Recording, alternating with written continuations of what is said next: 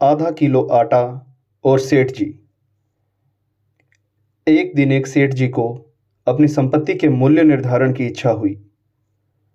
लेखाधिकारी को तुरंत बुलवाया गया। सेठ जी ने आदेश दिया, मेरी संपूर्ण संपत्ति का मूल्य निर्धारण कर ब्यौरा दीजिए। यह कार्य अधिकतम 1 सप्ताह में हो जाना चाहिए। ठीक 1 सप्ताह बाद लेखाधिकारी ब्यौरा लेकर सेठ जी की सेवा में उपस्थित हुआ। सेठ जी ने पूछा, कुल कितनी संपदा है? सेठ जी, मोटे तौर पर कहूं तो आपकी 7 पीढ़ी बिना कुछ किए धरे आनंद से भोग सके इतनी संपदा है आपकी। लेखाधिकारी ऐसा बोला। लेखाधिकारी के जाने के बाद सेठ जी चिंता में डूब गए।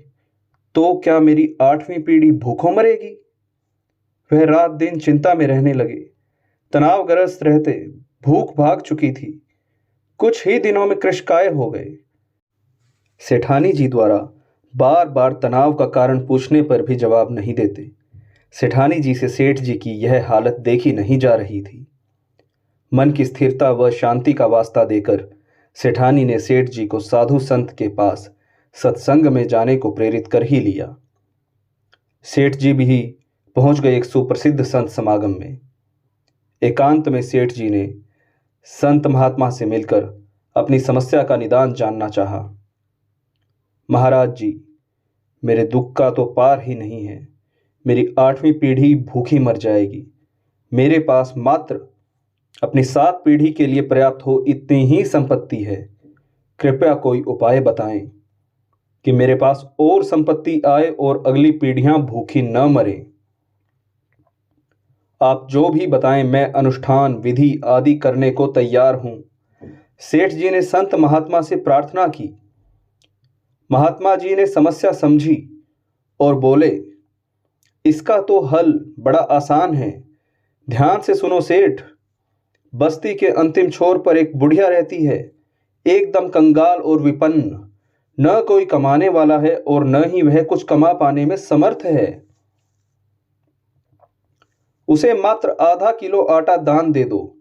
यदि वह यह दान स्वीकार कर ले तो इतना पुण्य उपार्जित हो जाएगा कि तुम्हारी मनोकामना पूर्ण हो जाएगी। तुम्हें अवश्य अपना वांछित फल प्राप्त होगा। सेठ जी को बड़ा आसान उपाय मिल गया। उन्हें अब कहां सब्र था। घर पहुंचकर सेवक के साथ 1 क्विंटल आटा लेकर पहुंच गए बुढ़िया की झोंपड़ी पर। माता जी, मैं आपके लिए आटा लाया हूं, इसे स्वीकार कीजिए। सेठ जी बोले, आटा तो मेरे पास है बेटा, मुझे नहीं चाहिए। बुढ़िया ने स्पष्ट इनकार कर दिया। सेठ जी ने कहा, फिर भी रख लीजिए।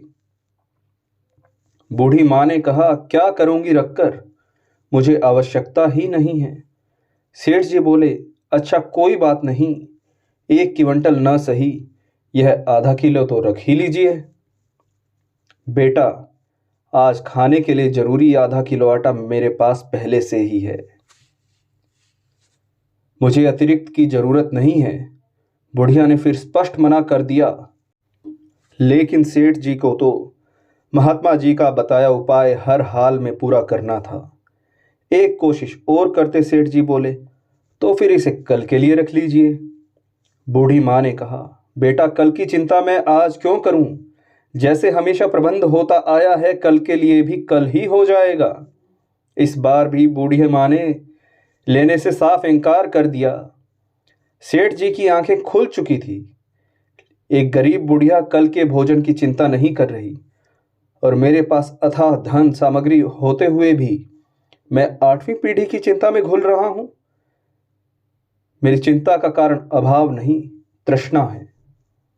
दोस्तों, वाकई तृष्णा का कोई अंत नहीं है। संतोष में ही शांति व सुख निहित है। अगर आपको हमारी स्टोरी अच्छी लगी हो तो प्लीज़ इसे लाइक कीजिए, शेयर कीजिए और हमारे चैनल को सब्सक्राइब कीजिए। धन्यवाद।